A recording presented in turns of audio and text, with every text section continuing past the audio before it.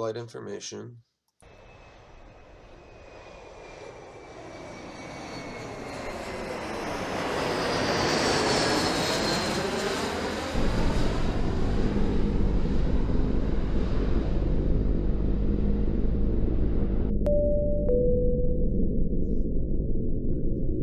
Hump the Virgin dry.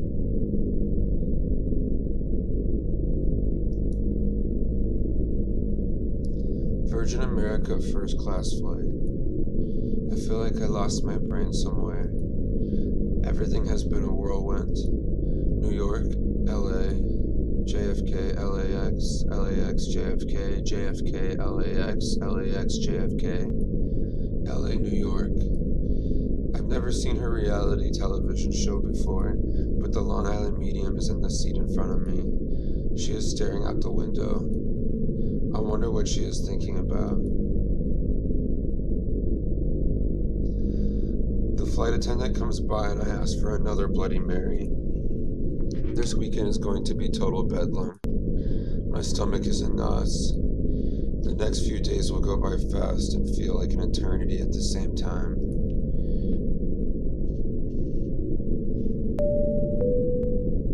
I wish this flight was longer than 5.5 hours. It's a moment of true peace and quiet, a total contrast of the upcoming weekend. Hey look, it's Larry King. And this kind of looks like Jeff Bezos. It has been over a year since my first trip to Los Angeles with Jane O'Brien Media. And now I feel totally stuck in this job. I am now part of this grotesque machine. The models will have a fun, weird weekend, but not me. This is the game I play for money. It's a competition not of tickling like Jane says it is, but a competition of who can manipulate who. At any given moment, you are being manipulated, or you are having to lie and manipulate to help yourself. I down the rest of my Bloody Mary and turn over to my side. Close my eyes and begin to drift off to sleep. Next time I open them, I'll be in Los Angeles. No, actually, I'll be in Jane's world.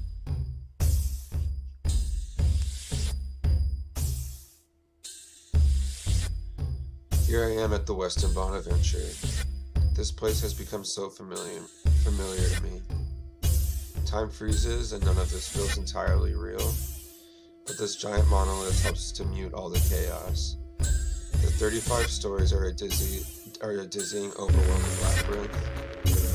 Perfect cage to incarcerate the crazy chaos of a tickle shoot.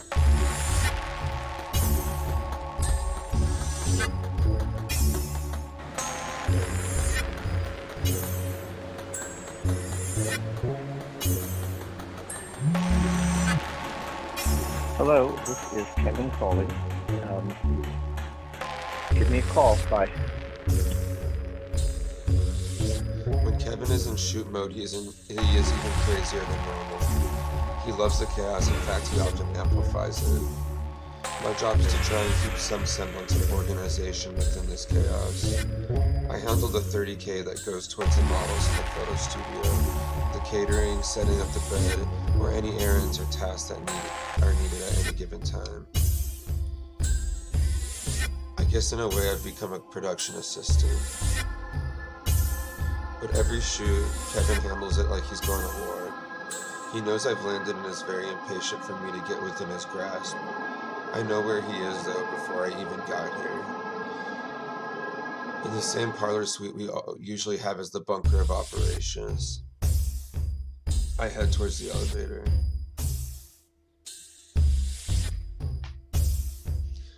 During the next couple of days, I'll be taking these glass elevators a lot. Up and down, down and up. It's a weird sensation. I'll be running around all over the place. These rides are a pregnant pause during the madness. An ear-popping elevator ride shot up 28 floors to our base of operations.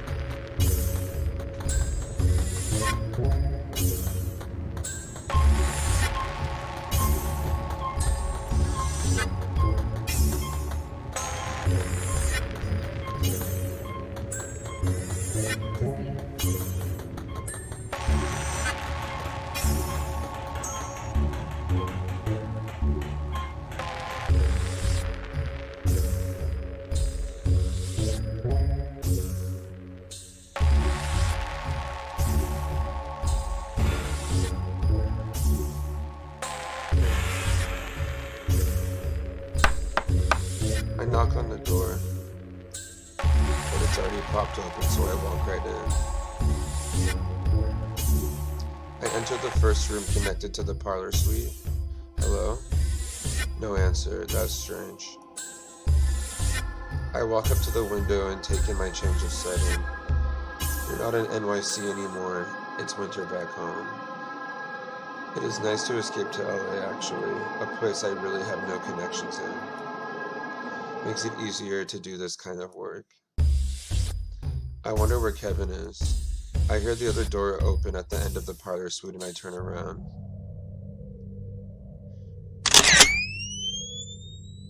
Hi Adam, how was your flight? Good to see you. We gotta hit the ground running. There's gonna be 3 models arriving any minute now. One already got here before you. I need you to remember to get the phone number and room number of every guy. It's gonna be a big one. 16 models. I also need you to run to the bank and get 30,000 in cash. Are you hungry? We can order something to pick up. You need a coffee? Kevin is in total shoot mode, full chaos, alone. His eyes are beady and staring at me intensely. It feels as though he is taking a photo with his eyes. I sigh and try to get my wits about me. I'll just make some hotel room coffee real quick and I'll run to the bank.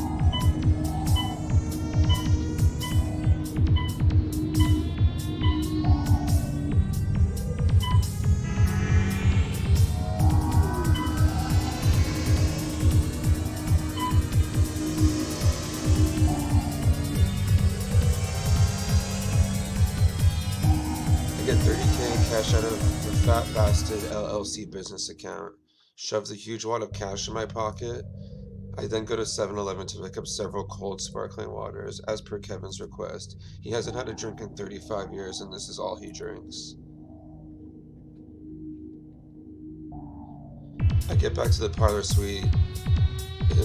I get back and the parlor suite is already filling with participants. Most of the guys are new this round, maybe 1 or 2 returners. They all look rather nervous and weary of whatever situation they allow themselves into.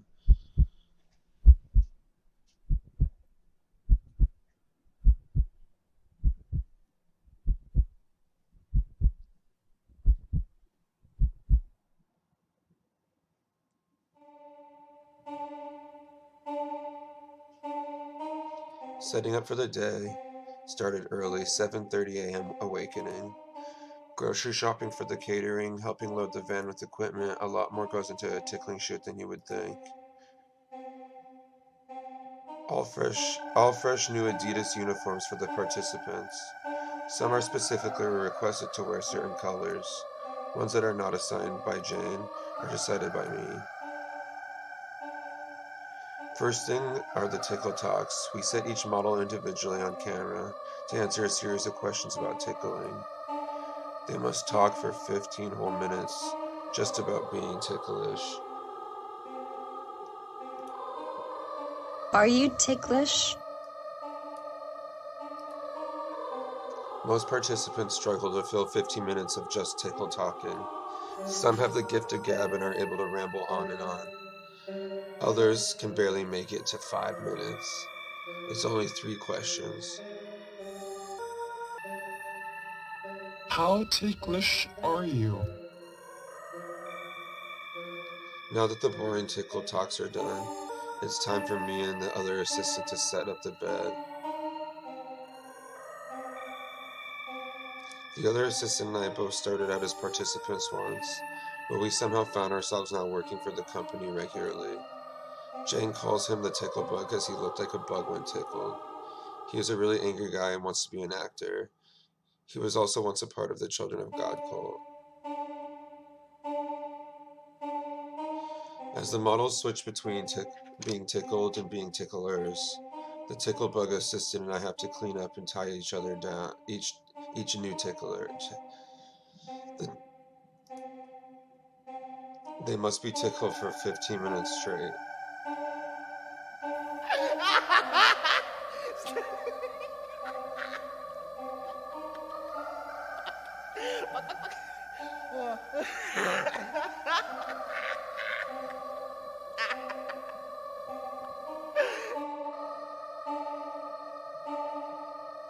There is a lot of waiting around though. It's hot in the studio. The Ticklebug assistant is pretty bored. He started working for this company before I did. He carves a small head out of veggie with his mouth. Jane is never here on shoots, but her presence is looming.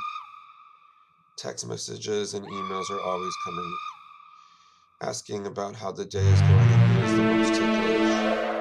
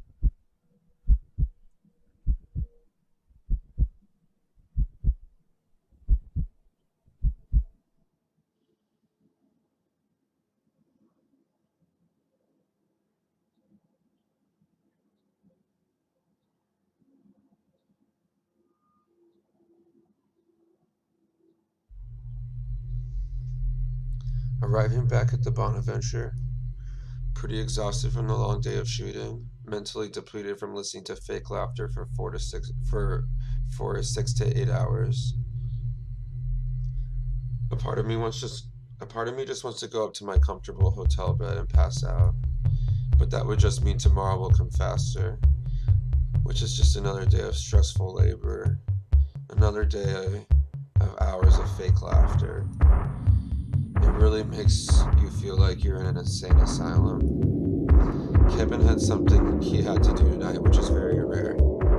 I usually have to keep him company and deal with a sundry of small things, like getting him more sparkling water or just going out to a nice dinner talking about the craziness that are these crazy monthly trips into the tickle dimension. I usually don't mind putting up with Kevin's craziness, because despite infinite amount of sexual jokes at my expense, we have really good dinners. He pays, he makes sure I'm comfortable, whilst dealing with more logistics. I decide to make use of this unusual freedom and wander around the hotel a bit with one of the models I semi-get along with on this shoot. Doesn't happen often that I can even stand conversation with any of them, but this guy is pretty chill.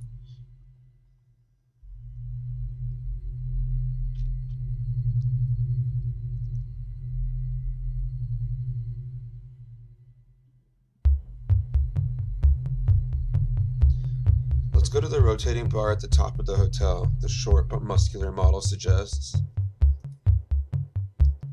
I say okay, and we head towards the elevator.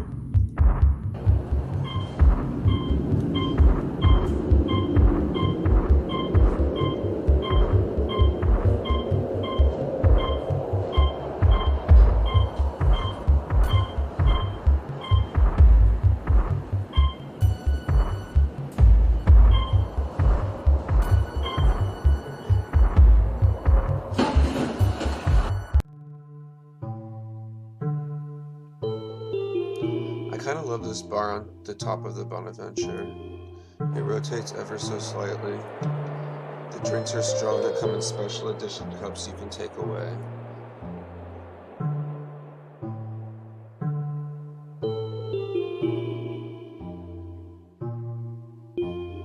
We take a seat in the nearly empty bar. We order our first round of drinks. The sun is setting. It's almost romantic. Can I ask you boys a question? What are you doing here? Staying in this hotel, drinking these cocktails on a Friday night? The model I was hanging out with started hitting on this pretty woman drinking alone in the bar. She was probably 10 years older than him, but he had a couple of drinks in him, so he was being forward. She seemed a bit amused and started buying us a couple rounds of drinks. She appreciates the young guy's flirtations, but she has focused her conversation on me, even saying to the model, I like your friend, he seems more real than you. That sobers up the model quite a bit. After letting the model play coy to the woman about the real reason he is in Los Angeles, I decide to tell her everything. Why we are here, the truth of the situation. We don't know who is paying us, but we were all flown out here to tickle each other. She listens as I explain the whole thing, her face becoming more serious. Listen, I'm not judging you boys on what you're doing, but even if they are paying you a couple $1,000s, they are using you. Your body, your identity, they now have it crystallized and for their use however they see fit. You don't need to be doing this. You don't need to be selling your identity and your image away to anyone. She is looking right at me as she's saying all of this. After a bit more conversation, we have to go. It's almost money time and I have to make my way back to the parlor suite. I have to do payroll and divvy up all the models' money. There is also the ritual. We start to say our goodbyes to this stranger lady. She has a chuckle and a cheek kiss with the model, and then she pulls me in for a really tight hug. She whispers into my ear, please promise me you'll take care of yourself. I promise her I will. This random woman's concern for me has touched me, but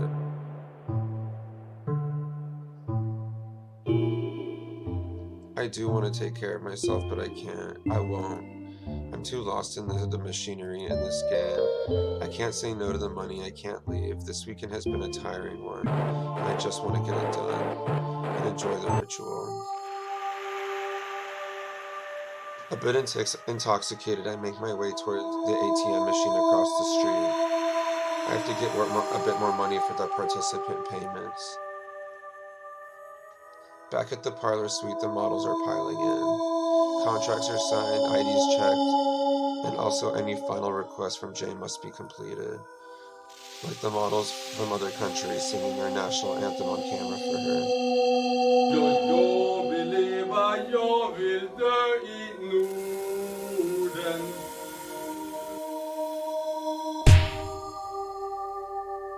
So we have reached the end. The truly best part of the weekend. The whole photo shoot is done. All is left is payday and the ritual celebration. Johnny Walker Blue, King George V. Bottles of Cristal. I gotta separate everyone's paycheck into envelopes. Carbohydrate, and pizza. You seem utterly obsessed with money. Beyond even the threshold of the average child of Abraham. I have seen very nice people destroyed by a misguided passion without taking the time to see what's need to pursue it, freely from safety and ruin. Slightly substance enhanced to get my thinking into the more creative realms of its capacity. It's very important, Adam.